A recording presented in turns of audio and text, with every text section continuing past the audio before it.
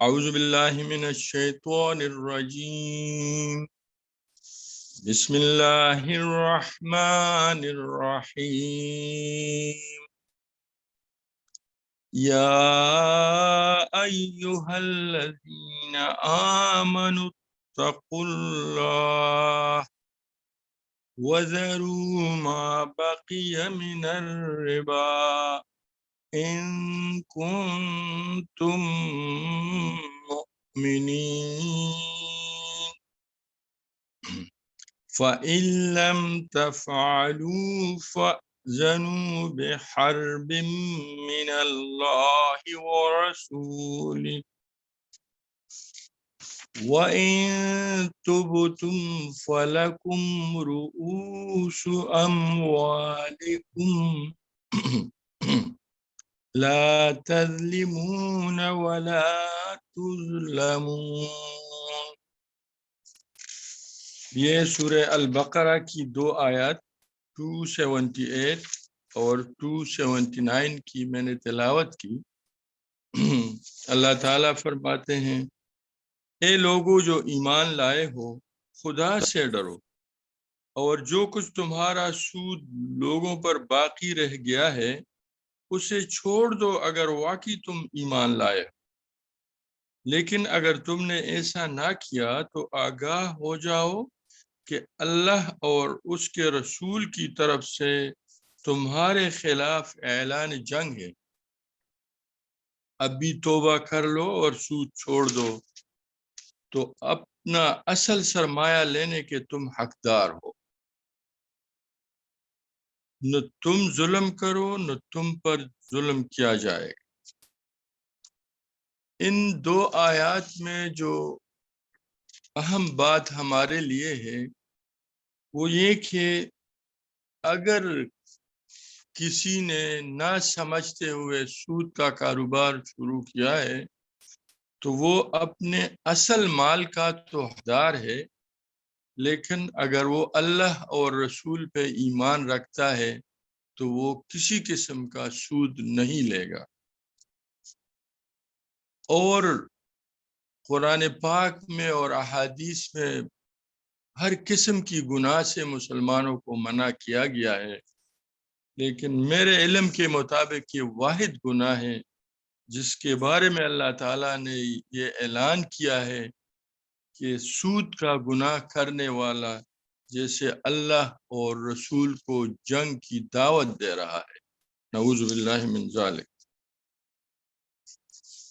تو آج انشاءاللہ ہم اپنے گروپ ڈسکشن کا آغاز کرتے ہیں، اور آج ہمارے 2 چیپٹرز ہیں، اور پہلا چیپٹر جو ہے وہ ہے سود کے متعلقات کے بارے میں کہ احادیث میں سود کی تعریف اور اس سے بچنے کی جو مختلف ہمیں ہدایات دیے گئے ہیں۔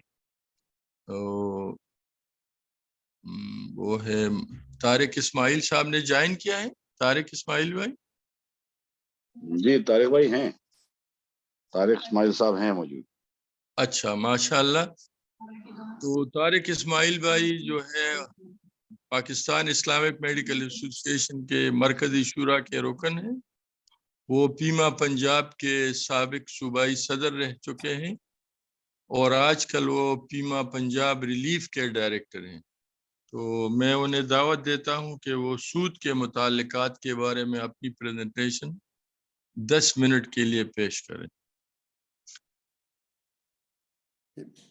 نحمد و نصلی علی رسولہ الکریم، اما بعد، بسم اللہ الرحمن الرحیم۔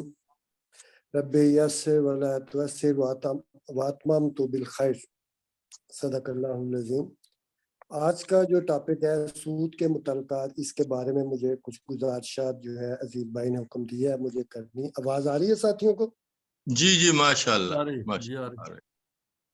اگر اور بھی تیز بولے تو اور بھی اچھا ہوگا۔ پہنچا 2 منٹ پہلے دورہ کر کے، تو بہرحال کوشش کرتا ہوں کچھ جو الفاظ ہیں وہ آپ تک کنوے کر دوں۔ سب سے پہلے یہ ہے کہ سود کے بارے میں تو جو اجماع امت ہے اس کی تعریف یہ ہے کہ سود دراصل اس فائدے یا رقم کو کہتے ہیں جو قرض کے معاملے میں قرض دینے والا پیشگی شرط کے طور پر اصل قرض کے علاوہ مقروض سے وصول کرتا ہے. اس کی حرمت پر تمام امت مسلمہ کا اتفاق ہے. جو ابتدائی احکامات نازل ہوئے تھے سود کے بارے میں، ربا اصطلاح ہے جس میں وہ سود ہے جو قرض کے معاملے میں لیا یا دیا جائے. نیکسٹ جی. سود کے متعلقات میں اگر ہم سود کے متعلقات کا ترجمہ کریں تو اس کو ہم پروہیبشن آف کولیٹرلز اور سبسٹیٹیوٹ ٹو سود، ایسے تمام راستے، ایسے تمام زاویے جو اپیرنٹلی بظاہر دیکھنے میں تو سود نہیں ہے اس ابتدائی اور مروجہ ڈیفینیشن کے مطابق، لیکن یہ الٹیمیٹ لیڈنگ ٹو سود، تو اس کو ہم سود کے متعلقات کہہ سکتے ہیں. اس کے لیے جو ہماری شریعت کی اصطلاح ہے اس کو ہم ربا الفضل کہتے ہیں، جس کی ڈیفینیشن یہ ہے کہ وہ زیادتی جو ایک ہی جنس کی دو چیزوں کے دست بدست لین دین کے معاملے میں ہو. یہ جو ہے یہ پروہیبٹڈ ہے اس طرح کی زیادتی، جیسے کہ احادیث مبارکہ میں بھی یہ چیزیں بڑی صراحت کے ساتھ جو ہے وہ واضح کی گئی. حدیث مبارکہ ہے کہ 1 درہم کو 2 درہم میں فروخت نہ کرو کیونکہ مجھے خوف ہے کہ تم کہیں سود خواری میں مبتلا نہ ہو جاؤ. ابو سعید خدری رضی اللہ تعالی عنہ نے اس کو بیان کیا ہے. ربا الفضل کے اگر ہم احکامات پر ایک تائرانہ سی نظر ڈالیں تو جو ایک رول یا ایک قاعدہ ہمیں ملتا ہے اس کو ہم اس طرح سے جو ہے بیان کر سکتے ہیں، خاص کر اجناس کے معاملے میں: same kind, same quality, same quantity, at the same time, hand to hand. اب یہ 5 کمپوننٹ جو ہیں اگر ہم اس میں کہیں بھی رد و بدل کریں گے تو یہ الٹیمیٹ ایک طرح کا سود ہی جو ہے وہ شمار ہوگا. Violation of any component above mention categories leading to سود. اس حصے میں 2-3 احادیث کا حوالہ جو ہے وہ میں دینا چاہوں گا. عبادہ بن ثابت سے روایت ہے رضی اللہ تعالیٰ سے، نبی کریم صلی اللہ علیہ وسلم نے فرمایا: سونے کا مبادلہ سونے سے اور چاندی کا چاندی سے، گیہوں کا گیہوں سے، جو کا جو سے، کھجور کا کھجور سے، نمک کا نمک سے اس طرح ہونا چاہیے کہ جیسے کو تیسا، برابر، دست بدست. البتہ مختلف اصناف کی چیزوں کا ایک دوسرے سے مبادلہ جو ہے وہ اگر ہو تو جس طرح چاہو کر لو، بشرطیہ کہ لین دین دست بدست ہو. اسی طرح ایک دوسری حدیث میں حضرت ابو سعید خدری رضی اللہ تعالیٰ عنہ کہتے ہیں کہ نبی کریم صلی اللہ علیہ وسلم نے فرمایا: سونے کا مبادلہ سونے سے، چاندی کا چاندی سے، گیہوں کا گیہوں سے، جو کا جو سے، کھجور کا کھجور سے، نمک کا نمک سے، جیسے کو تیسا دست بدست ہونا چاہیے. جس نے زیادہ لیا یا پا لیا اس نے سودی معاملہ طے کیا. لینے والا اور دینے والا دونوں گناہگار میں ہیں اور برابر ہیں. اس کو بخاری اور مسلم نے جو دہرایا. اسی طرح کی ایک اور حدیث جو ہے وہ سعد بن ابی وقاص رضی اللہ تعالیٰ سے مروی ہے. نیکسٹ. ربا الفضل کے بارے میں جو ہمیں احادیث مبارکہ میں بیان کردہ اجناس جو بیان کی گئی ہیں وہ 6 ہیں: سونا، چاندی، گیہوں، جو، کھجور اور نمک. اگر آپ ان پہ نظر ڈالیں تو یہ ساری اجناس جو ہیں یہ 2 کیٹیگری میں آتی ہیں. یہ یا تو ویٹیبل ہے یا سٹوریبل ہے. کچھ ہمارے ائمہ کرام کا اختلاف جو ہے ان میں ہے جو کہ ہم آخری سلائیڈ میں آپ کے سامنے پیش کریں گے. بہرحال جو حدیث میں آئی ہیں وہ 6 ہیں. ربا الفضل کے جو احکامات ہیں ان کا خلاصہ یہ: اگر شریعت نے قاعدہ مقرر کر دیا ہے کہ ہم جنس اشیاء کے مبادلے کی اگر ضرورت پیش آئے تو لازماً 2 شکلوں میں سے کوئی ایک شکل اختیار کرنی ہوگی. مثلا اگر آپ گندم کا گندم سے تبادلہ کرتے ہیں یا پیور سونے کا سونے سے تبادلہ کرتے ہیں تو کوئی ایک شکل آپ اختیار کریں گے. ایک تو یہ ہے کہ ان کے درمیان قدر و قیمت کا جو تھوڑا بہت فرق ہے اسے نظر انداز کر کے برابر کا مبادلہ طے کر لیا جائے. دوسرا یہ ہے کہ چیز سے براہ راست مبادلہ کرنے کی بجائے اگر ایک چیز انفیریئر کوالٹی کی ہے اور دوسری سپیریئر کوالٹی کی ہے تو زیادہ بہتر یہ ہے کہ ایک شخص اپنی چیز روپے کے عوض بازار کے بھاؤ میں بیچ دے اور دوسرے شخص سے اس کی چیز وہ روپے کے عوض بازار کے بھاؤ سے خرید لے. جی نیکسٹ. اچھا اس کا کچھ بیک گراؤنڈ اس طرح سے ہے. جب میں نے یہ مطالعہ کیا تو بڑی حیرت ہوئی فرسٹ ٹائم کہ یہ 1 دینار کو 2 دینار سے تبادلے سے منع کیا گیا ہے. اس کی کیا وجہ ہو سکتی ہے؟ قدیم زمانے میں تمام سکے جو ہے خالص سونے اور چاندی کے ہوتے تھے. ان کی قیمت دراصل ان کی چاندی اور ان کے سونے کی قیمت ہوتی تھی. اس زمانے میں درہم کو درہم سے اور دینار کو دینار سے بدلنے کی ضرورت ایسے موقعوں پر پیش آتی تھی کہ مثلا کسی شخص کو عراقی درہم کے عوض رومی درہم دینار ہوتے یا رومی دینار کی حاجت ہوتی، تو ایسی ضرورتوں کے موقعوں پر یہودی ساہوکار دوسرے نجائز کمانے والے لوگ کچھ اس طرح کا نجائز منافع وصول کرتے تھے کہ جیسے موجودہ زمانے میں بیرونی سکوں کے مبادلے پر کمیشن یا بٹاون لی جاتی ہے، یا اندرون ملک روپے کی ریزگاری مانگنے پر 5 یا 10 روپے کے نوٹ بنانے والوں سے کچھ پیسے یا آنے فالتو جو ہے وہ وصول کر لیے جاتے ہیں. چونکہ یہ جو میں نے اوپر یہ آپ کے سامنے چیز رکھی یہ بھی سود خورانہ ذہنیت کی ہی طرف لے جاتی ہے. اس لیے نبی کریم صلی اللہ علیہ وسلم نے حکم دیا نہ تو چاندی کا مبادلہ چاندی سے اور سونے کا مبادلہ سونے کے ساتھ کمی بیشی کے ساتھ کرنا جائز ہے، اور نہ ہی 1 درہم کو 2 درہم کے عوض بیچنا درست ہوگا. جی نیکسٹ.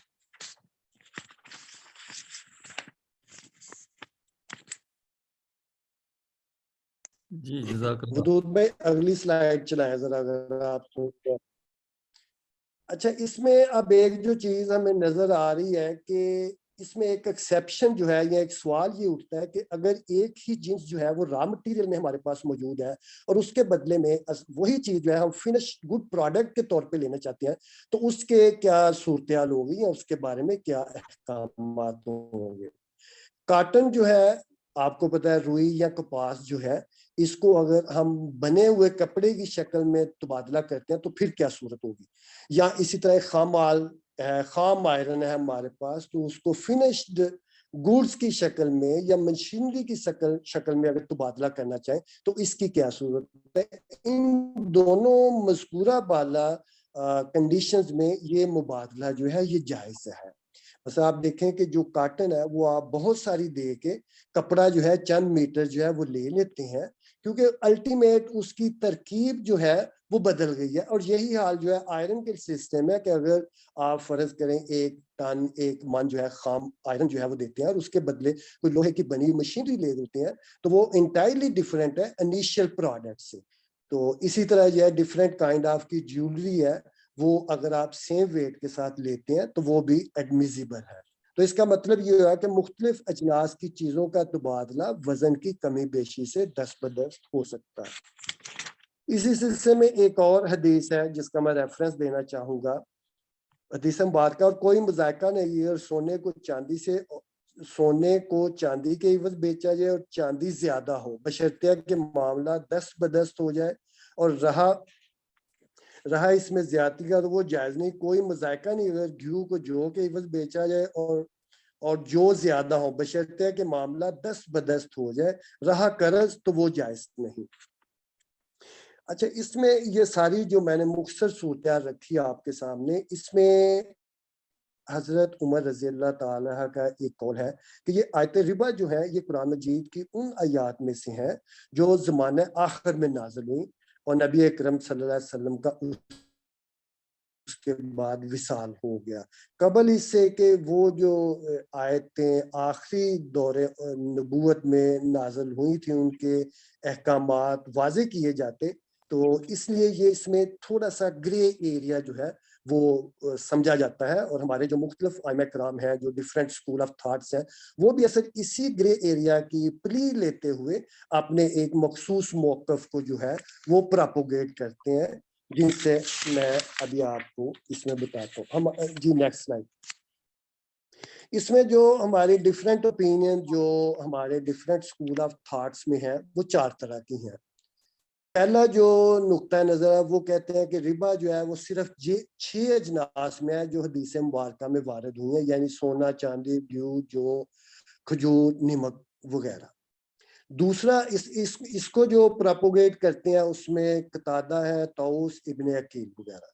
دوسرا جو اسکول آف تھاٹس ہے کہ وہ یہ کہتا ہے کہ ربا کا حکم ان اجناس وغیرہ کے معاملے میں ان تمام چیزوں میں جاری ہوگا جن کا لین دین وزن اور پیمانے کے حساب سے کیا جاتا ہے irrespective of the above mentioned 6 kinds، کہ وہ 6 اجناس کے علاوہ جو بھی ہوں، ایک جنرل رول ہے کہ جن کا لین دین وزن اور پیمانے سے کیا جاتا ہے۔ یہ جو سیکنڈ ہمارا جو ہے گروپ، اس کو امام ابو حنیفہ، امام احمد بن حنبل نے نقل کیا ہے۔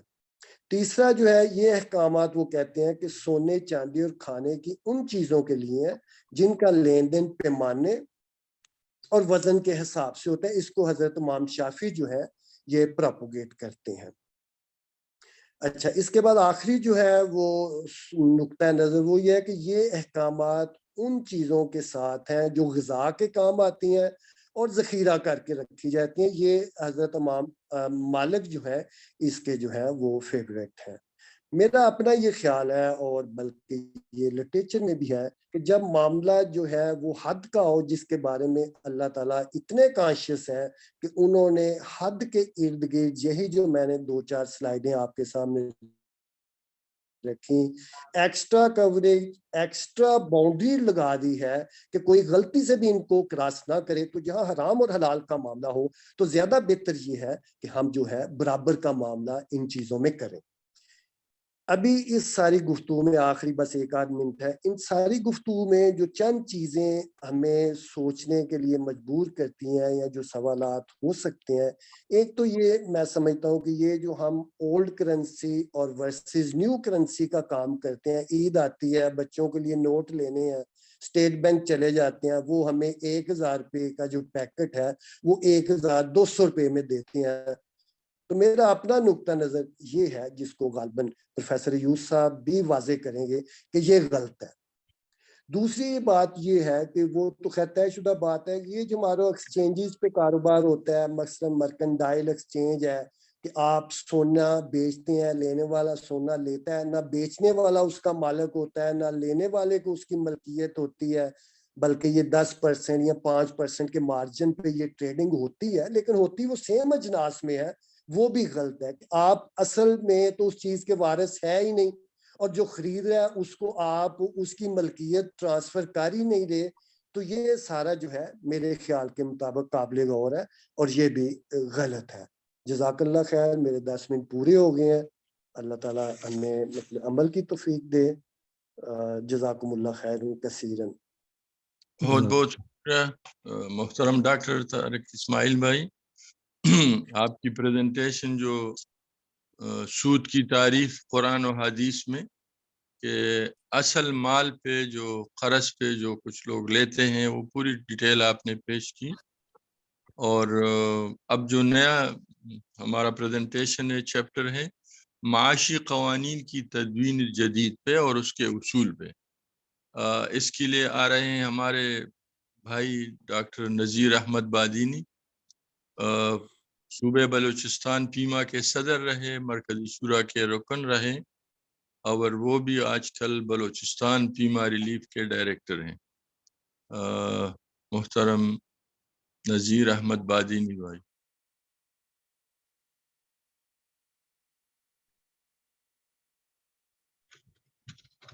ڈاکٹر صاحب آواز نہیں آ رہی۔ السلام علیکم ورحمۃ اللہ وبرکاتہ۔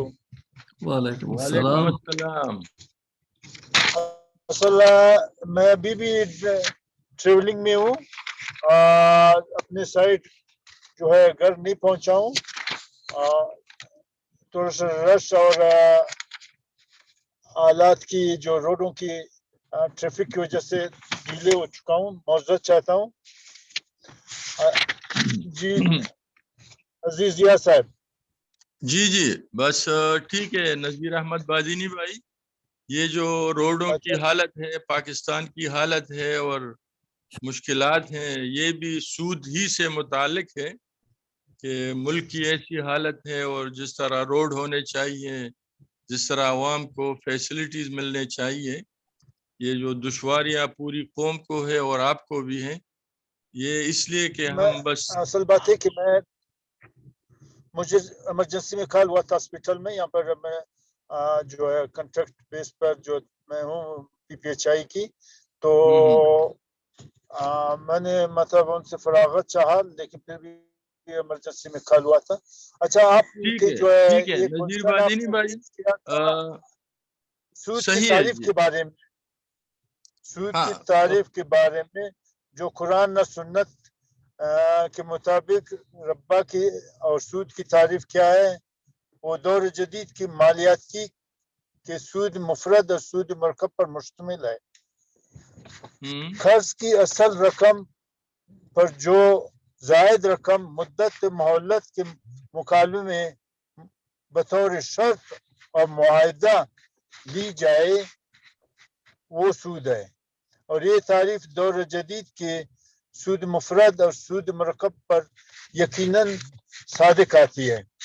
اصل راس المال پر ایک پیسے کا اضافہ لیا جائے یا کئی گنا اضافہ لیا جائے وہ سود ہے. جب اس اضافے کی شرط معاہدے کے وقت لگائی گئی ہو.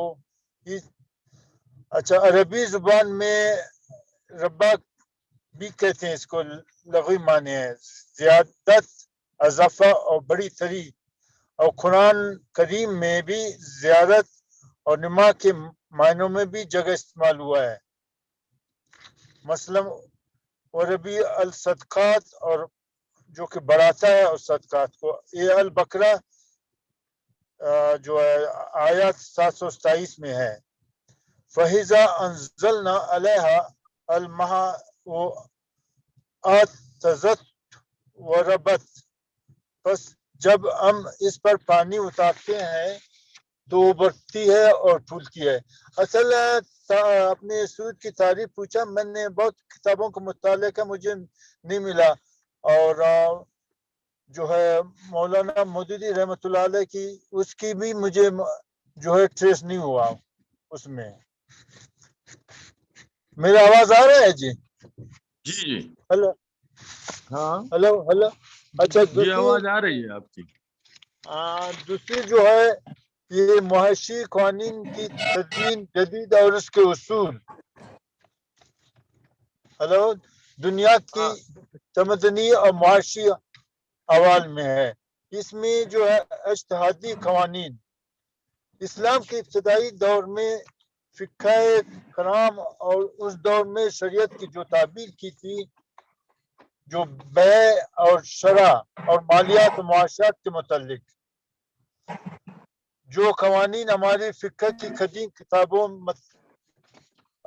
اختلافات اس امر میں نہیں ہے کہ معاشی اور مالی معاملات کے لیے قانون اسلامی کی تدوین اور جدید ہونی چاہیے یا نہیں. یہ مولانا مودودی صاحب کی میں جو ہے اسی سے جو ہے اسٹڈی کیا ہوں اور اسی پر میں نوٹ بھی لکھ چکا ہوں. تجویز سے پہلے تفکر کی ضرورت. جدت پسند حضرات نے جو طریقہ اختیار کی ہے، اگر اس کا اتباع کیا جائے، ان کی اوا کے مطابق احکام کی تدوین کی جائے، اسلامی شریعت کے احکام کی تدوین نہ ہوگی بلکہ ان کی تحریک ہوگی. معاشی زندگی میں اسلام کے مرتد ہو رہے ہیں. یہ جو حضرات ہماری رہنمائی کر رہے ہیں اور اپنے مقاصد اور نظریات اور اصول و مبادی ہیں میں اپنے مقاصد اور نظریات اصول مبادی میں اس میں جو ہے اسلامی طریقے سے کھلی منافعات رکھنا ہے. ان کا مقصد کسب مال اور اسلام کے مقصود کل حلال. اس میں جو ہے مغرب دنیا کی ہلو ہاں ہاں آ رہی ہے آواز. مغربی دنیا کی آرزو و خواہش ہے کہ انسان لکھپتی اور کروڑپتی بنے، چاہے جائز ذریعے یا ناجائز ذریعے سے. اسلام چاہتا ہے یہ اگر کامیاب وہ اس کو سمجھتے ہیں कामयाब इसको समझते हैं जो कि जायज और नाजायज करोड़पति बनने के लिए जबरदस्त माशा दौलत हासिल की वो ये मैं ड्राइविंग मुश्किल यहाँ से जीने का ड्राइवर ड्राइविंग भी कर रहा है भाई तो ज्यादा से ज्यादा माशी वसाइल पर काबू पाया जाता है सब जी और इनके जरिए से आसाइश इज्जत और ताकत और नफूज व असर का मालिक हुआ ख्वाह ये कामयाबी इसने कितनी ही खुदगर्जी जुल्म शकावत झूठ फरेब और बेहयाई से हासिल की हो अपनी दूसरे अंबाए नो के अखूक पर कितने ही डाके क्यों न डाले हों जाती मुफाद के लिए दुनिया में शर व फसाद बद अखलाकी और ख्वाहिश के फैलाने नो इंसान को मादी और अखलाकी और रूहानी हलाकत की तरफ धकेलने में जरा बराबर दरेग नहीं किया है इस्लाम की निगाह में कामयाब इस्लाम की निगाह में कामयाब फरा है जिसने सदाकत अमानत नेक नियति और दूसरे के हुकूक और मुफाद की पूरी निगहदाश्त के साथ कस्ब मुहाश की जहद की हो अगर इस तरह जदोजहद में करोड़पति बन गया तो अल्लाह का इनाम है बस जो शख्स इस रास्ते पर जाना चाहता हो इसके लिए बेहतर यही है कि वो दुनिया की और खुद अपने नफ्स को धोखा दही दुनिया छोड़ दे और अच्छी तरह समझे कि सरमायादारी या सरमायादारी के रास्ते पर चलने के लिए इसको इस्लाम के बजाय सिर्फ और सिर्फ मगरबी यूरोप और अमेरिका ही के मुआशी या माली उसूल है सर अच्छा उसूल एहकाम का अतबा करना पड़ेगा इसके लिए वो लोग जो मुसलमान है और मुसलमान रहना चाहते हैं कुरान और तरीके मोहम्मदी सल्लल्लाहु अलैहि वसल्लम पर ईमान रखते हूँ वो अपनी अमली जिंदगी में इसी का इत्बा करना जरूरी समझते हैं तो इनको एक जदीद ज़ाब्ते की जरूरत सिर्फ इसलिए है कि वो जदीद जमाने के मुहाशी आलात माली तिजारती मामलात में अपने तर्ज अमल को इस्लाम के सही उसूलों पर डाल सकें और अपने लेन देन में इन तरीकों से बच सकें जो खुदा के नजदीक पसंदीदा नहीं है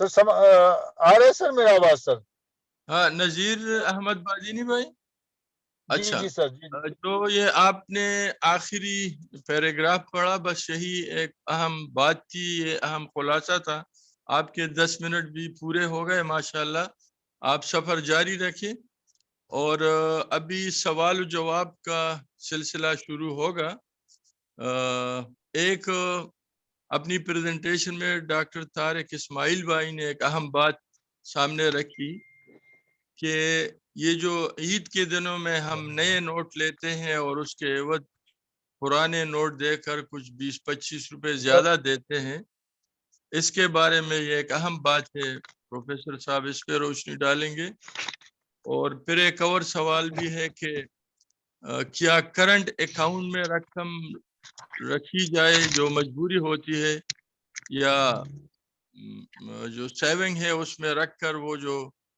बचत मिलता है या प्रॉफिट मिलता है वो गरीबों में तकसीम किया जाए तो इस पे प्रोफेसर अयूब साहब से दरख्वास्त है वो जी बिस्मिल्लाहिर्रहमानिर्रहीम अल्हम्दुलिल्लाह रब्बिल आलमीन वस्सलातु वस्सलामु अला रसूलिल करीम जज़ाकल्लाह खैर डॉक्टर पहले जो हुई रिवाउल फजल पर डॉक्टर तारक साहब ने की बड़ी अहम बहस है आम तौर पर हम जो लोग बात कर रहे होते हैं उसको रिवाउल कर्ज कहते हैं कर्ज یعنی لون وغیرہ پر جو سود 100 روپیہ دے کے 110 105 لینا، یہ اس کو ہم ربا نسیہ کہتے ہیں، ادھار کو ٹائم دے کے اس ٹائم کے بدلے میں کچھ لینا، یہ ربا نسیہ ہے۔ اور ابھی تک ہم پچھلے 4-5 پروگراموں میں اسی کی بات کرتے رہے۔ آج جو ہے یہ اس کو ربا الفضل اور کچھ جگہوں پہ ربا الحدیث کا بھی اس کو نام دیا گیا ہے۔ تو یہ ایک تھوڑی سی ڈیفرنٹ چیز ہے۔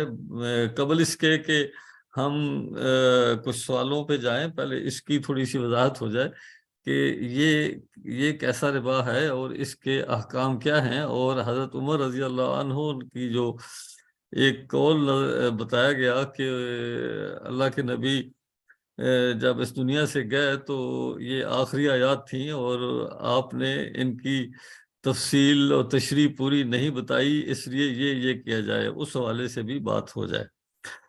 تو دوسری جو ہے قسم ہے ربا الفضل، فضل کہتے ہیں اضافے کو، ٹھیک ہے۔ تو یہ اضافہ جیسے سود ویسے بذات خود اضافہ ہے، 100 روپیہ دے کے 110 لینا، لیکن وہ اضافہ ہے ایسا جہاں قرض ہو یا دین ہو، جس کو ہم لون یا ڈیٹ کہتے ہیں۔ لون یہ ہے کہ آپ نے مجھے اتنے دیے، میں نے واپس دینے ہیں۔ ڈیٹ یہ ہے کہ میں نے آپ سے ادھار پہ ایک چیز لی اور جو میں نے ادھار دینا ہے وہ میرا ڈیٹ بن گیا، ٹھیک ہے۔ یعنی ڈیٹ میں ایک کوئی کریڈٹ ٹرانزیکشن ہوتی ہے اور اس کے نتیجے میں جو ایک پیبل اور ریسیویبل وجود میں آتا ہے وہ ڈیٹ ہوتا ہے۔ تو لون یا ڈیٹ کے اوپر کوئی بھی اضافہ لینا یہ عام ربا کی قسم ہے، جس کو ربا القرآن بھی کہتے ہیں اور جس کو ہم نے ابھی تک پڑھا کہ قرض کے اوپر یا دین کے اوپر ہے۔ یہ دوسری قسم جو ہے یہ ربا الفضل، فضل کا مطلب ہے اضافہ، اور اس کو جب ہم ڈیفائن کریں گے تو یہ کوالٹی پریمیم ہے بیسیکلی۔ اور جو 6 چیزیں آپ نے ڈاکٹر طارق صاحب نے گنائی، یہ باقاعدہ احادیث میں ہے، اور اس طرح کی بہت ساری احادیث ایون سیاستہ اور متفق علیہ یعنی بخاری مسلم میں ہیں، اور ان کا خلاصہ یہی ہے کہ یہ جو 6 چیزیں ہیں ان کا آپ نے تبادلہ کس طرح کرنا ہے۔ اچھا، اب غور کریں، ان 6 میں 4 چیزیں اشیاء خردنی ہیں اور 2 چیزیں ہیں جو زر کے طور پر استعمال ہوتی ہیں۔ زر کی کون سی ہیں؟ سونا اور چاندی۔ اور اشیاء خردنی کون سی ہیں؟ وہ ہیں گندم، جو، کھجور اور نمک۔ اب ان 6 چیزوں کے بارے میں اللہ کے نبی نے جو احکام بتائے ان کا تعلق ربا الفضل سے ہے۔ اور اس کا مطلب کیا ہے کہ میں کہتا ہوں کہ میں آپ کو 1 کلو کھجور دیتا ہوں، آپ مجھے 2 کلو دیں، تو اس کا مطلب ہوا کہ میری کھجور کی کوالٹی بہتر ہے تو میں آپ سے کوالٹی پریمیم مانگ رہا ہوں، تو یہ پریمیم جو ہے یہ سود ہے، ٹھیک ہے۔ ربا الفضل کا مطلب یہ ہوا، جیسے اس حدیث میں بھی ہے کہ اگر کوئی شخص سے کہتا ہے کہ میں گندم کے بدلے گندم لوں تو گندم برابر دینی پڑے گی، لیکن گندم کے بدلے جو ہو تو برابر تو نہیں ہو سکتے۔ اسی طرح سونے کے بدلے چاندی ہو تو برابر تو نہیں ہو سکتے، سونے کی قیمت 10 12 15 گنا زیادہ ہے اور اس کی، لیکن وہاں کیا شرط لگائی گئی؟ وہاں شرط لگائی گئی کہ یہ 10 ب10 ہونا چاہیے، ہینڈ ٹو ہینڈ۔ اس کو عربی میں لفظ بتایا گیا ہے، اٹ ہیز ٹو بی یدن بیدن، ید کہتے ہیں ہاتھ کو۔ تو آج کے دور میں یہ اس کی جو اپلیکیشن ہے ربا الفضل کی، وہ زیادہ کہاں ہوتی ہے؟ یہ ہوتی ہے فارن ایکسچینج میں، یعنی ڈالر کا معاملہ ہے، روپے کو ڈالر سے بدلنا ہے یا ڈالر کو پاؤنڈ سے بدلنا ہے یا کسی اور کرنسی کو بدلنا ہے، یا اس وقت جو مالیاتی ادارے ہیں وہ بہت لین دین جو کرتے ہیں وہ اسی طرح کرنسیوں میں کرتے ہیں، تو وہاں پہ اصول جو ہے وہ اس حدیث سے، یہ بہت ہی اہم حدیث ہے، اور اس سے اسلامک لا آف کانٹریکٹ کے بے شمار مسائل جو ہیں وہ آگے فقہا نے طے کیے۔ تو جو مولانا مودودی رحمہ اللہ نے جو آج سے 60-70 سال پہلے یہ کتاب لکھی، اس کے بعد اب بہت سارا اس پہ کام ہوا۔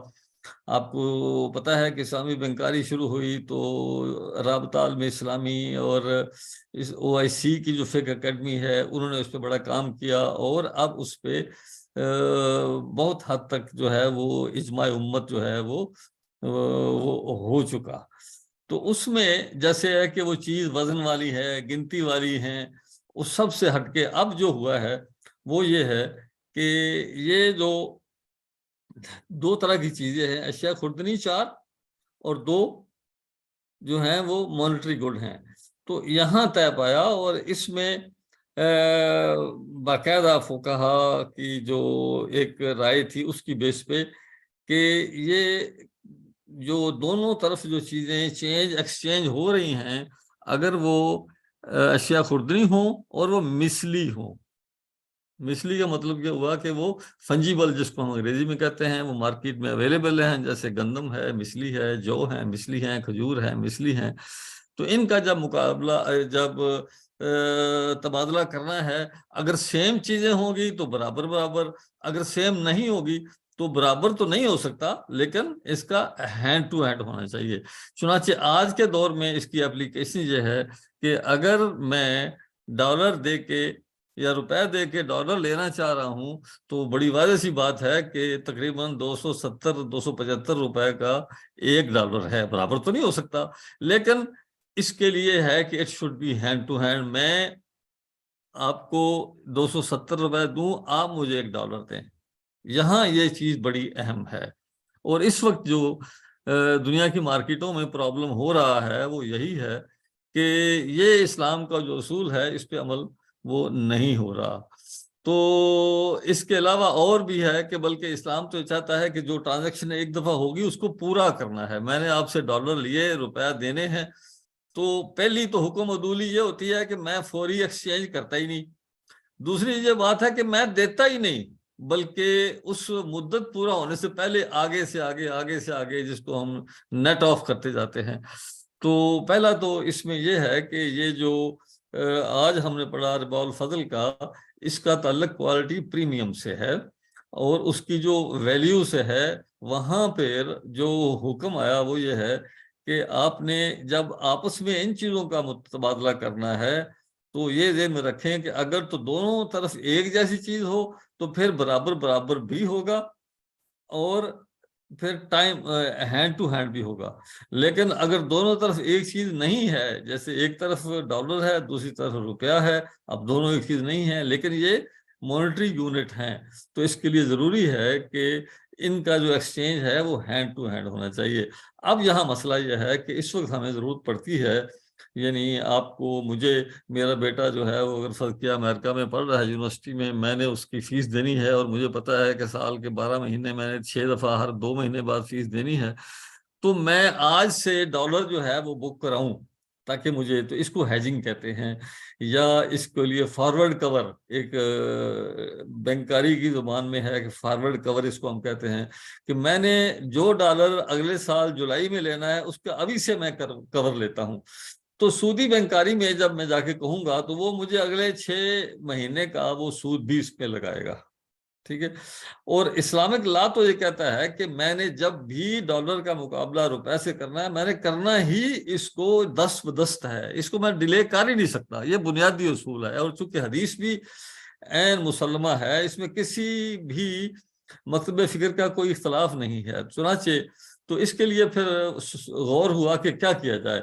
تو غور کرنے کے بعد فارورڈ کور اس کو ہم کہتے ہیں. جیسے امپورٹر ہے، ایکسپورٹر ہے، ایک شخص ہے، اس نے کوئی چیز منگوانی ہے اور بعد میں اس کے پیسے پے کرنے ہیں، تو اس فارورڈ کور لیتا ہے.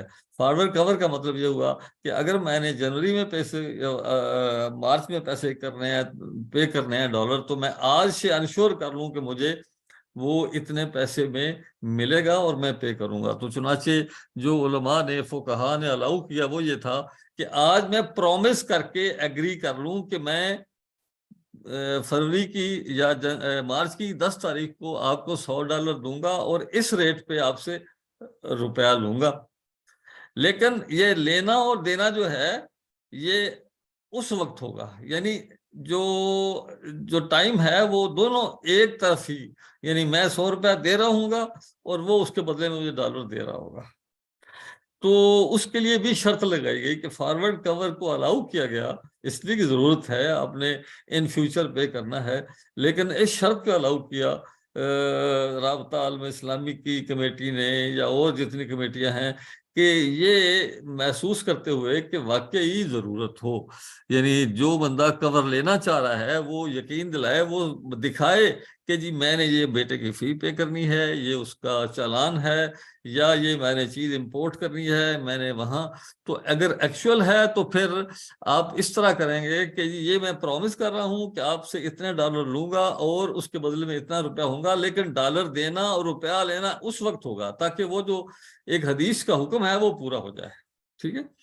اچھا، اب اس میں ایک اہم بات یہ ہے، ٹائم آج جلدی بھی ختم کرنا ہے، تھوڑا سا ٹائم رہ گیا. ایک اہم بات یہ ہے کہ یہ حکم ہے کیوں، کہ فوری طور پر کیوں کرنا ہے.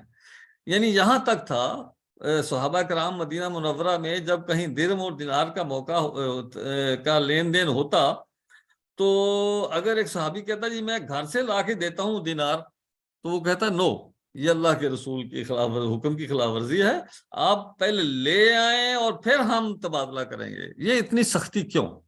یہ سختی اس لیے ہے کہ یہ جو فرق ہم نے کرنا ہے کہ ایک تو عام قرض ہوتا ہے، اور قرض جو ہے کسی کی ہیلپ ہے، کسی کے لیے ایثار ہے. یہ قرض نہیں ہے، یہ بزنس ہے. تو بزنس میں جب میں آپ کو ڈالر یا روپیہ دے رہا ہوں تاکہ وہ ڈالر آپ یوز کر کے کچھ بھی فائدہ اٹھائیں، اپنی کھانے کی چیز لیں، آپ انویسٹمنٹ کریں، تو اب آپ کا بھی فرض بنتا ہے کہ آپ بھی اسی ٹائم پہ مجھے دیں. تو اسلام اس حد تک مائنیوٹ لیول پہ جا کے انشور کرتا ہے کہ ایک فریق دوسرے فریق کو اس طرح کا نقصان نہ پہنچائے. یہ تو حکم تھا کہ ربا الفضل میں اتنا اس حوالے سے سختی کیوں ہے. باقی وہ جو حضرت عمر رضی اللہ عنہ کون ہے، وہ یہ ہے کہ یہ جو اختلاف ہے وہ صرف ان اشیاء میں ہے جو جب سلطنت اسلامیہ بڑی آگے تو نئی نئی چیزیں آئیں، گندم اور جو کی بدلے فضل کپاس بھی آ گئی، تو وہاں کیا ہوگا. تو اس طرح کے مسائل اس طرح اختلاف شروع ہوا، تو انہوں نے یہ کہا کہ بجائے اس کے کہ بندہ کسی جرم اور کسی سود کے چکر میں پڑ جائے، اس لیے بہتر ہے جہاں تھوڑا سا بھی شک ہو اس کو چھوڑ دیا جائے. تو یہ تو تھی اس طرح کی بحث. باقی وہ جو کوشچن ہے عید کے موقع پر کرنسی کا، یہ بڑی واضح سی بات ہے، یہ نہیں ہونا چاہیے. یہ اس کی جو ویلیو ہے وہ نوٹ پرانا ہو، وہ 10 روپے والا ہو، وہ 100 روپے والا ہو، اس میں نہیں ہے. یہ جو ہے نا اسلامک لا اس کو الاؤ نہیں کرتا بالکل. یہ تو بڑی واضح سی بات ہے. یہ جو اس طرح کا لین دین ہے یہ سودی شکل بنتی ہے، اس لیے اس میں نہیں. باقی ایک اور کوشچن جو تھا وہ کرنٹ اکاؤنٹ کا. تو کرنٹ اکاؤنٹ جو ہے وہ ذہن میں رکھ لیں کہ جس میں اکاؤنٹ ہولڈر کو یعنی بچت والے کو کچھ نہیں مل رہا ہوتا، وہ سارا پیسہ وہ بینک جو ہے اس پہ کماتا ہے. اور آج کل چونکہ اسٹیٹ بینک کے انٹرسٹ کی شرح بہت زیادہ ہے، تو بینک جو کہ خود بڑی بڑی جونکیں ہیں، پوری قوم کا سرمایہ انہوں نے لوٹا ہوا ہے، وہ اس سے فائدہ اٹھاتے ہیں، وہ بہت زیادہ فائدہ اٹھاتے ہیں، جبکہ ہمیں آپ کو کچھ نہیں مل رہا ہوتا. تو اس لیے اب علماء نے طے کیا کہ کرنٹ اکاؤنٹ آپ کسی سودی بینک میں تو نہیں کھلوائیں گے، اور اگر اسلامک بینک میں آپ کھلوانا چاہیں تو کھلوائیں، ٹھیک، لیکن یہ بہتر نہیں ہے. ایک اسلامک بینک میں آپ اکاؤنٹ کھلوائیں تو انویسٹمنٹ اکاؤنٹ کھلوائیں تاکہ ان کی اپنی پالیسی کے مطابق آپ کو بھی اس کا جو ریٹرن ہے، پروفٹ ہے، وہ ملے، اس لیے کہ وہ اسلامک بینک ہے. اچھا، اب اگر آپ کو یہ محسوس ہوتا ہے کہ جی یہ اس میں بہت سارے لوگوں نے اس پہ اعتراض کیا یا اس میں کچھ مسئلے مسائل ہیں، تو پھر یہ ہے کہ تقویٰ کے طور پر آپ یا ویسے بھی آپ یہ کہیں کہ آپ اکاؤنٹ تو کھلوائیں، انویسٹمنٹ اکاؤنٹ جو مضاربہ کی بنیاد پر بینک اس پہ کاروبار کریں گے اور اس پر پروفٹ دیں گے، اس پر جو پروفٹ آیا وہ آپ کے لیے جائز ہے، ٹھیک ہے. لیکن آپ یہ کر سکتے ہیں کہ اس پروفٹ کو یہ خود محسوس کریں کہ اللہ نے مجھے دیا ہوا ہے، تو اس پروفٹ کے اوپر، اس رقم کے اوپر جو بھی زیادہ آئے گا وہ میں اپنے کسی غریب رشتہ دار کو دیتا جاؤں گا، کسی اور مدرسے کو دیتا جاؤں گا، کسی یتیم خانے کو دیتا جاؤں گا، کسی ہاسپٹل کو دیتا جاؤں گا جو فری علاج کرے. تو یہ آپ کا ایک صدقہ اور نیکی ہوگی. میرے خیال میں سارے جواب آ گیا. پروفیسر صاحب، ایک پروفیسر ڈاکٹر طیب ایک اور ساتھی نے ہاتھ اٹھایا ہے، وہ شاید جی طیب صاحب پلیز. جی السلام علیکم. اچھا میں ایک سوال ہے کہ یہ جو بجلی کے یا گیس کے بل ہوتے ہیں اس پہ ایک ڈیو ڈیٹ ہوتا ہے، ڈیو ڈیٹ کے بعد اضافی چارجز مانگتے ہیں، تو کیا جب ہم یہ اضافی چارجز دیتے ہیں ڈیو ڈیٹ کے بعد تو یہ سود ہے یا یہ کوئی جرمانہ ہے؟ کیونکہ میں نے یہ جو آپ دیتے ہیں اس لیے یعنی ڈیو ڈیٹ کے بعد یعنی بل پے کرنے والا، تو یہ آپ کے لیے سود نہیں ہے اور ان کے لیے بھی سودی طور پر سود نہیں ہے. یہ ہے کہ ڈسپلن آپ نے کرنا ہے اپنے جو سامنے آپ کا جو دوسری پارٹی ہے وہ اس نے ایک دینا ہے ایک اماؤنٹ، وہ نہیں دیتا تو اس کو پریشرائز کرنے کے لیے اس کو جرمانہ اس کو کہا گیا ہے. اور اس کے لیے پھر اگر تو اسلامک بینکوں کے کاروبار میں ہوتا ہے تو وہ اس کو جرمانہ ہوتا ہے، لیکن وہ بینکوں کی انکم نہیں ہوتی، اس کو باقاعدہ چیریٹی میں دینا پڑتا ہے. یہ جو بجلی کے بل ہیں، ٹیلی فون کے بل ہیں، اس میں یہ یعنی بل جو یوزر ہے ہم لوگ ہیں، ہمارے لیے اس میں کوئی ایشو نہیں ہے. ہمارے لیے سمپل ایک ہے کہ ہم کوشش کر کے اس کو ٹائم پہ دیں اور اپنا وہ جو پیسہ ہے جو زیادہ دینا اس سے بچیں، لیکن اگر کہیں غلطی ہو بھی جائے تو یہ سود نہیں ہے. جی ایک اور اور ساتھی اگر نے کوئی بھی ہاتھ اٹھایا ہے.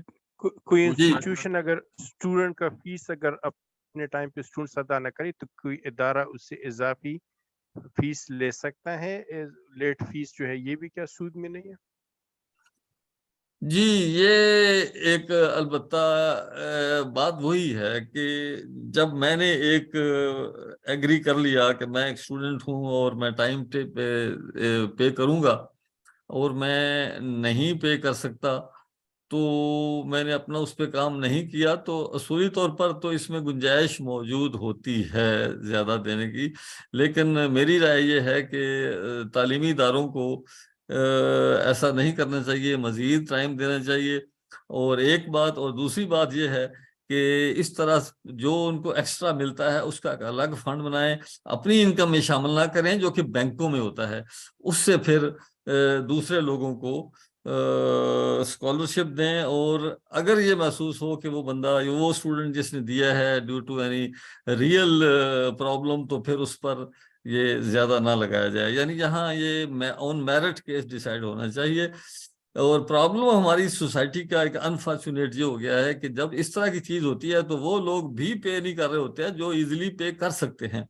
تو اس لیے ایسی صورتحال میں ایک پورا ڈسپلن کریٹ کرنے کے لیے یہ کیا جا سکتا ہے، لیکن وہاں پھر کیس ٹو کیس فیصلہ کیا جائے. اور اگر ایک ایسا شخص ہے جو اس کے پیرنٹ یا اس کے جو بھی شخص ہے وہ پے کر سکتے تھے انہوں نے نہیں کیا تو اس سے ایکسٹرا لیا جائے، لیکن اس کو یونیورسٹی اپنی انکم نہ بنائے اور کالج والے، بلکہ اس کو ایک فنڈ بنائیں جس سے باقی جو حقدار طلباء ہیں they are not able to pay fee ان کو اس سے اسکالرشپ دیں. جی ایک اور سوال بھی ساتھی پوچھنا چاہتے ہیں. 4-5 منٹ رہ گئے. حافظ صاحب، حافظ احمد صاحب. السلام علیکم ڈاکٹر صاحب، میں یہ پوچھنا چاہ رہا ہوں کہ یہ جو آپ نے کرنسی ایکسچینج کا ایشو اٹھایا ہے، یہ استحصال کی ایک بہت بڑی شکل ہے. مثلا پاکستان میں امریکہ میں ایک مزدور 1 گھنٹہ کام کرتا ہے تو اس کو $10 ملتے ہیں جی، اور پاکستان میں ایک مزدور گھنٹہ کام کرتا ہے تو اس کو بھی اگر $10 ملتے ہیں تو ایکسچینج تو برابر ہونی چاہیے نا. مطلب اصل چیز تو یہ انسان کی ایفرٹ کے اوپر ہونا چاہیے. یعنی پاکستان کا مزدور وہی کام کرے تو اس کو $1 کا 10واں حصہ ملے یا $1 ملے، اور وہی کام امریکہ کا مزدور کرے تو اس کو $10 ملے. یہ چیز اس کے بارے میں ذرا کمنٹ کریں.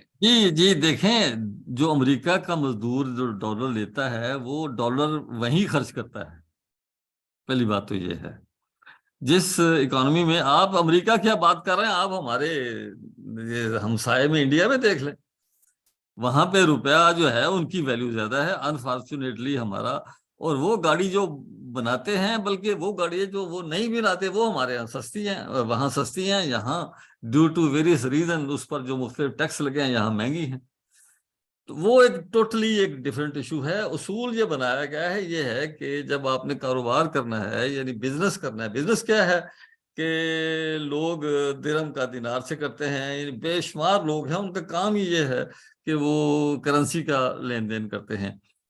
تو یہ اس زمانے میں بھی تھا، آج بھی ہے، بلکہ آج جو اصل دنیا میں جو عیاشی لوگ کر رہے ہیں، جو زیادہ پیسہ کما رہے ہیں، وہ وہی لوگ ہیں جو کرنسی کا کاروبار کرتے ہیں، اور وہ لوگ اصل میں استحصال کر رہے ہیں۔ میں نے شاید پہلے پروگرام میں آپ کو بتایا تھا کہ ایون امریکہ میں یہ ہو رہا ہے کہ ہر 10 سال کے بعد جو منی اور فائنانس سیکٹر کا جو حصہ ہے جی ڈی پی میں، وہ ڈبل ہو جاتا ہے، اور جو ریئل گڈز اور سروسز پروڈیوس کرنے والے لوگ ہیں ان کا حصہ کم ہوتا ہے۔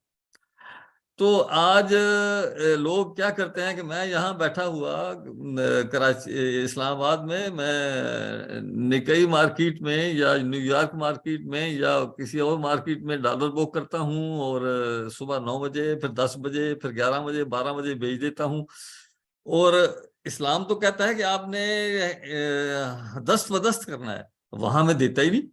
وہاں میں اینڈ پہ آ کے اپنے بروکر سے کہتا ہوں بھائی شام کو جتنے مجھے دینے ہیں وہ میرے اکاؤنٹ میں ڈال دو، نہیں تو میرے اکاؤنٹ سے نکال لو۔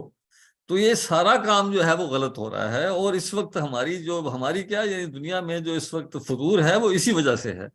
یعنی جو ایکسچینج رول جو ایک نیچر میں تو جو اسلامک لا جو ہے وہ نیچرل لا ہے، اور اس میں منی کی ایکسچینج کو مختلف کیا گیا ہے عام چیزوں کے ایکسچینج سے، اور منی کے ایکسچینج جو ہے وہ بالکل ڈیفرنٹ ہے۔ اس میں کیا ہے، جو چیز بھی بطور منی استعمال ہو سکتی ہے اس کے لیے یہ ضروری قرار دے دیا گیا کہ اس کی ایکسچینج دست بدست ہونا چاہیے۔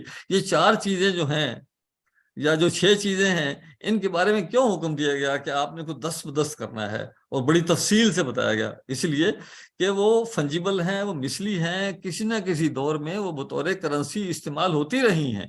جب کرنسی نہیں تھی، آپ کو پتا ہے وہ واقعہ کیا کہ جب اللہ کے نبی نے وہ عامل زکوٰۃ کو بھیجا اور خیبر کی کھجوریں آئیں، تو وہ آپ نے کہہ دیا کہ یہ تو ربا کا کام ہے کہ آپ نے اچھی کھجوریں دے کے آدھی اور ڈبل وہ دوسری لے لی۔ تو اس کے لیے کیا کرنا ہے؟ کرنا یہ ہے کہ آپ کے پاس جو ہے وہ بیچو، اور اس سے جو درہم دینار بولے اس سے خریدو۔ تو ہر چیز کو کلیئر کر دیا ہے۔ تو دوسرے لفظوں آخری میں سوال بھی کوئی ساتھی پوچھ رہا ہے، پھر 4-5 منٹ رہ گئے، ایک جی سوال ہے جی پلیز سر میں سوال کروں؟ جی السلام علیکم جی پلیز۔ پروفیسر صاحب، میرا سوال یہ ہے کہ پاکستان میں 2 طرح کے بینکس ہیں، ایک تو پیورلی اسلامک بینک، دوسرے وہ ٹریڈیشنل بینک ہیں جنہوں نے اپنا الگ سے اسلامک جو ہے نا وہ بھی ڈیسک کھولا ہوا ہے۔ For example H B L ہے، ٹریڈیشنل بینک ہے، اور ان کا ایک اسلامک وہ بھی ہے۔ تو میرا سوال یہ ہے کہ کیا پاکستان کے لوگوں کے لیے جائز ہے کہ جب اسلامک بینکس موجود ہوں تو وہ اپنے پیسے غیر اسلامک بینکوں کے اندر رکھیں؟ کیا اس کی کوئی بھی جو ہے مطلب کوئی گنجائش نکلتی ہے؟ نمبر 2، وہ جو بینک جن کے ڈوئل سسٹم ہے، کیا ان کا جو اسلامک سسٹم ہے وہ قابل اعتبار ہے؟ تو یہ 2 سوالات ہیں۔ جی، آپ نے بڑا اہم سوال کیا، اور یہ پہلے یہ رکھ لو کہ جو یہاں پہ اسٹیٹ بینک آف پاکستان جو ہے اس کو ریگولیٹ کر رہا ہے۔ میں خود اس وقت وہاں تھا جب اسٹیٹ بینک میں یہ شروع ہوا۔ تو انفارچونیٹلی ہمارا آئین، قرآن تو کہتا ہے، آئین بھی یہ کہتا ہے کہ all banking should be, all business should be Islamic, لیکن اس وقت جو مشرف صاحب نے اور عشرت حسین گورنر تھے، انہوں نے یہ شروع کر دیا کہ جی دونوں بینک ساتھ ساتھ چلیں گے۔ تو اس وقت جو کیا گیا کہ ایون ایک جو سودی بینک ہے وہ اپنا الگ ایک سرمایہ، ایک الگ پیڈ اپ کیپٹل کر کے ایک الگ حصہ بنا دے گا، اور اس وقت اس کا تھا کہ منیمم 200 ملین یا اتنے ملین کر کے الگ کرے گا، اور اس طرح۔ تو اگر ایک فل فلیج اسلامک بینک ہے جیسے میزان بینک ہے، دبئی اسلامک بینک ہے، فیصل نے ابھی پورا کنورٹ کر دیا، یا اور بینک اسلامی پاکستان ہے، یہ فل فلیج بینک ہیں، اور 17 بینک ایسے ہیں جو سعودی بینک ہیں لیکن ان کا الگ سسٹم ہے۔ تو مختصراً ٹائم میں یہ ہے کہ وہ بھی اسی طرح اسلامک ہیں جس طرح میزان بینک اسلامک ہے، یہ ذہن میں رکھ لیں۔ اس لیے کہ وہ جب منی ان کی الگ کر دی جاتی ہے تو اس کو ٹوٹل سیگریگیٹ کیا جاتا ہے۔ اس اسٹیٹ بینک نے ایک ایسا ان کو رول دیا ہوا ہے کہ اب آپ نے ایک جو بزنس کیا ہے اس سے وہ ٹوٹل الگ کاروبار ہو رہا ہے، وہ فائنانسنگ الگ کرتے ہیں، وہ انویسٹمنٹ الگ کرتے ہیں، اس کی اکاؤنٹنگ الگ ہوتی ہے، اس کی ہر چیز الگ ہے۔ تو بلکہ میری ذاتی رائے میں یہ ذہن میں آپ رکھ لیں کہ جو شریعہ کمپلائنس لیول ہے، پہلی بات تو یہ ہے کہ جس طرح عام بزنس مین جو ہے اس کے کاروبار میں ایک سنگل ٹرانزیکشن جو ہے اس پہ فرق پڑ سکتا ہے. یعنی میں اگر چاول ایکسپورٹ کر رہا ہوں تو میری کسی کنسائنمنٹ میں خدا نخواستہ ملاوٹ آ جائے تو وہ کنسائنمنٹ پرابلم میں ہوگی. اسی طرح ہر بینک جو ہے وہ جو اسلامک بینک کر رہے ہیں اس میں کیا فرق کیا ہے کہ منی ارننگ منی کی بجائے انہوں نے چیزیں خرید کے بیچنی ہیں یا اثاثے خرید کے لیز پہ دینے ہیں یا یہی کو کاروبار کرنا ہے، تو اس میں کسی ایک ٹرانزیکشن کی بنیاد پر بھی نان کمپلائنس آ سکتی ہے. تو اب سوال یہ پیدا ہوتا ہے کہ یہ بہتر کس کا ہے؟ تو بہتر تو اس کا ہے کہ جس کا شریعہ بورڈ زیادہ محتاط ہے. بس وہ شریعہ بورڈ اسلامک بینک کا ہو یا شریعہ بورڈ یعنی فل فلیج بینک کا ہو یا وہ حبیب بینک اسلامک کا ہو، یہ ذہن میں رکھ لیں آپ. تو یہ اگر کوئی کہے کہ صرف اسلامک بینک اسلامک ہیں تو یہ غلط بات ہے. سارے کے سارے بینک 22 بینک اسلامک ان کی شریعہ کمپلائنس لیول برابر ہے. اگر ایشو ہیں اور یقینی ہیں، وہ میں نے بتایا کہ چونکہ سنگل ٹرانزیکشن بھی خراب ہو سکتی ہے، وہ ہیں، اور وہاں چیریٹی کا نظام اور یہ وہ سارا موجود ہے. بہت سارے ایشو ہیں، بڑی اصلاح کی ضرورت ہے، لیکن پھر بھی وہ جو کاروبار کر رہے ہیں وہ ٹھیک کر رہے ہیں. تو اس لحاظ سے آپ کوئی فرق نہیں کریں گے کہ ایک فل فلیج اسلامک ہے اور ایک جو ہے وہ دوسرے بینک کا وہ حصہ ہے. اب وہ چونکہ ٹوٹلی الگ کر رہے ہیں اس لیے وہ بھی اسی طرح ہیں. تو بلکہ جیسے میں نے کہا کہ اس بینک کی شریعہ کمپلائنس سب سے بہتر ہے جس کا شریعہ بورڈ جو ہے وہ زیادہ محتاط ہے. بس تو اس حوالے سے جو میری ذاتی رائے ہے، میں نام تو یہاں لینا مناسب نہیں اس لیے کہ پھر وہ ہو جائے گا. یہ جو فل فلیج بینک کی بجائے 1 2 3 بینک ایسے جو اگرچہ وہ ونڈوز ہیں لیکن ان کی اسلامک جو ہے شریعہ کمپلائنس بہتر ہے، اس لیے کہ وہ ایسی کچھ گرے ایریا کی پروڈکٹ ہیں جو وہ نہیں کرتے. اس لیے نہیں کرتے کہ وہ وہاں پرابلم ہے، جبکہ جو بڑے بڑے بینک ہیں وہ کر رہے ہیں. اسی طرح اور بھی ایشوز پچھلے دنوں جو اٹھائے گئے، بلکہ آپ بھی شاید اس کو فیس کر رہے ہوں کہ کچھ اسلامک بینک جو ہیں وہ باقاعدہ اب ٹارگٹ دے رہے ہیں اپنے ملازمین کو کہ آپ صرف کرنٹ اکاؤنٹ لیں. تو مقصد کیا ہے کہ وہ جو ایک بنیادی تھیوری تھی کہ اسلامک بینکاری میں آ کے تو تقسیم آمدن کا نظام کیسے بہتر ہوگا کہ بینک جو آگے قرض دیتے ہیں، جو بزنس کراتے ہیں، اس سے جو انکم ہوگی وہ آگے اپنے کھاتہ داروں کو بھی تقسیم کریں گے. لیکن اگر بینک کہے کہ بھئی لوگ تو رکھوائیں کرنٹ اکاؤنٹ تاکہ ان کو کچھ نہ ملے اور پھر ساری انکم ہم خود ہڑپ کر جائیں، تو یہ والی جو حرکت ہے یہ بڑے اسلامک بینک کر رہے ہیں، دوسرے بینک نہیں کر رہے. جی پروفیسر محمد ایوب صاحب بہت شکریہ، جزاک اللہ ٹائم کافی ہو گیا. سوالات کے جوابات کا. ٹائم تقریباً جو پورا کوشچن جیسے میں نے پہلے عرض کیا تھا کوئی ہو تو مجھے واٹس ایپ پہ بھجوا دیں ڈاکٹر صاحب، میں انشاءاللہ جواب دے دوں گا. ہاں، جن ساتھیوں کے کوئی سوالات ہو تو ان کا نمبر ہم شیئر کریں گے پروفیسر صاحب کا، اور وہ وائس میسج میں ان سے پوچھ سکتے ہیں. جزاک اللہ آپ سب کا. پروفیسر صاحب دعا سے اختتام کریں. اللهم صل على محمد وعلى آل محمد وبارك وسلم انك حميد مجيد. ربنا ظلمنا انفسنا وان لم تغفر لنا وترحمنا لنكونن من الخاسرين. اللهم احسن عاقبتنا في الامور كلها واجرنا من خزي الدنيا وعذاب الاخره. وصلى الله تعالى على خير خلقه محمد وآله وصحبه اجمعين برحمتك يا ارحم الراحمين.